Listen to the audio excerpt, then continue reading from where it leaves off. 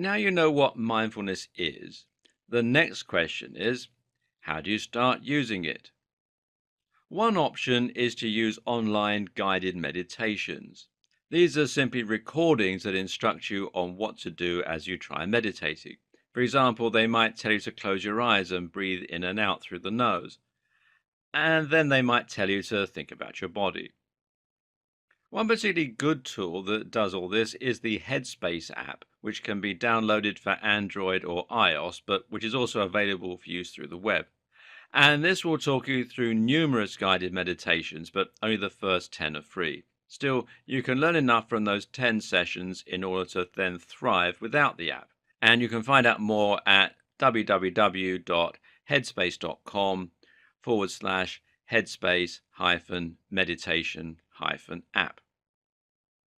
Generally, though, most mindfulness meditations will take a very similar procedure, and you can go through the steps then without necessarily needing to be talked through it. And in fact, if you can do your meditation without guidance, then you should find that you're actually more effective at it because you won't be continuously interrupted by someone's voice. Let's go over what the steps will generally be for a mindfulness meditation session. The first thing to do is to start breathing. You can do this using something called equal breathing from yoga. Here, you breathe in through the nose and out through the mouth. As you do, you hold each inhalation and exhalation for 3 seconds, hence the equal bit. These long draws in and long exhalations will allow you to completely fill the lungs with fresh oxygen and expel all the CO2. But to be honest, you can use any kind of breathing so long as it's slow, deliberate, and full. The guidance they give you on the Headspace app, for instance, is simply to breathe loud enough so that the person next to you will be able to hear. Why the breathing? Essentially, breathing slowly is the best way to indicate to the body that the coast is clear and you're safe. We breathe quickly when we're stressed to get more oxygen around our bodies, and we can breathe more slowly when we're relaxed. Thus, breathing deeply and slowly will help us to exit the fight or flight state and to instead enter the rest and digest state. This should fix our heart rate variance, reduce cortisol, and get us ready to enter a relaxed state. Next, you're often told to focus on your physical senses. This means noticing the smells, sounds, and even the temperature around the room. Your eyes will normally be closed, so sight is ruled out of this one. The objective here is not to look for sounds or to strain to hear them. Instead, just notice the sounds that you don't normally. You might find that you can hear a creaking in the house, or maybe you can hear the neighbors, maybe you can hear the rain outside or the wind. There are probably far off birds and or traffic. This is always a fantastic example of how little we normally pay attention to and how much richer our experience becomes when we practice mindfulness. It's also a great way to get into that habit and to start relaxing the body even more. Step number 3 is body scan. Now, body scan meditation is sometimes described as being its own thing, but it can be used as part of any meditation session. The idea here is simply to become more aware of your own body, as we described earlier, but to do this by systematically starting at the top of your head and then moving gradually through to the toes, noticing how you feel at each stage. If you want to use this process to get to sleep, then it can be a great tool for that purpose too. The best way to do this is to try completely relaxing the muscles first by tensing and then relaxing each part of your body as you move through it. What you'll find is that you carry large amounts of tension everywhere, from your face muscles to your neck to your arms and legs and so on. And once you recognize this and let it go, you'll feel far more relaxed, and eventually this can enable you to fall into a deep and restful sleep. For now, though, we're just scanning the body and using this as a way to become more mindful of ourselves and to begin the process of introspection and self-directed attention. Step 4 is to focus on your breathing. After noticing each part of the body, return to the chest and pay particular attention to the way it rises and falls.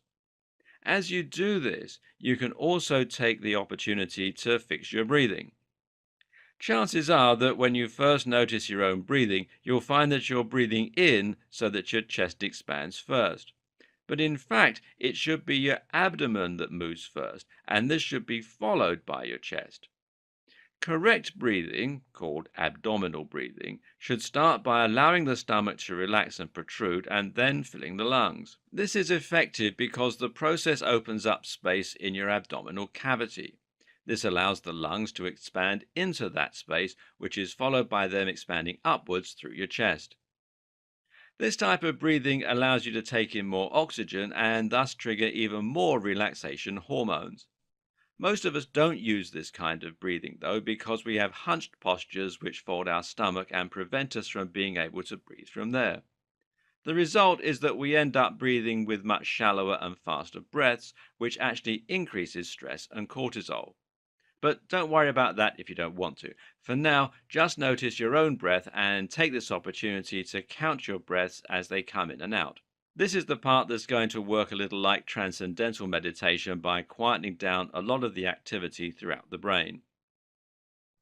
Finally, step 5, let your mind wander.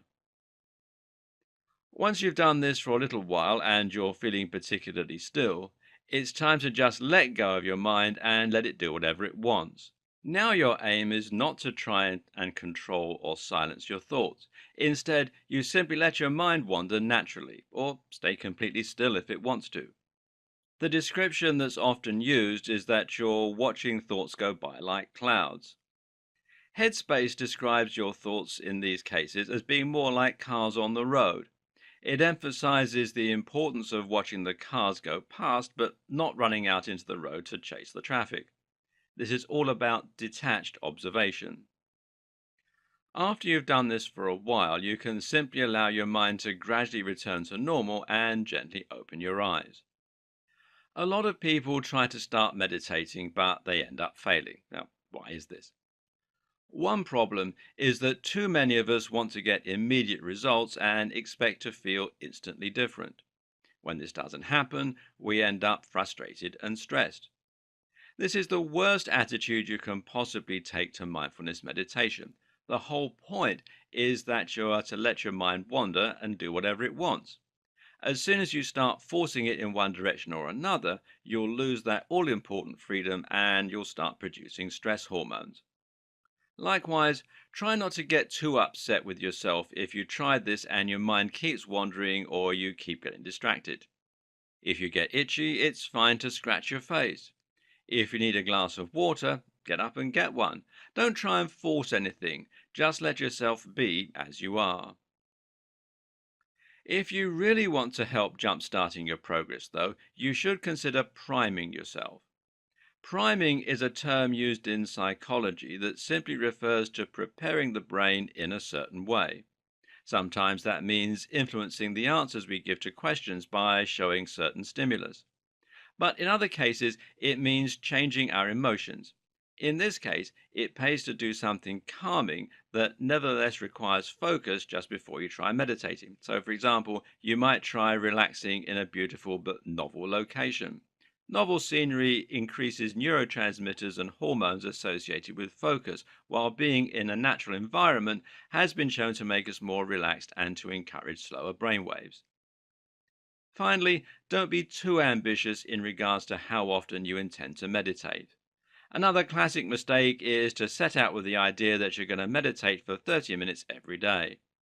This is destined for failure unless you currently spend 30 minutes every day bored out of your mind. Start with something small, even just 5 minutes before you get up. Then you can build on this habit.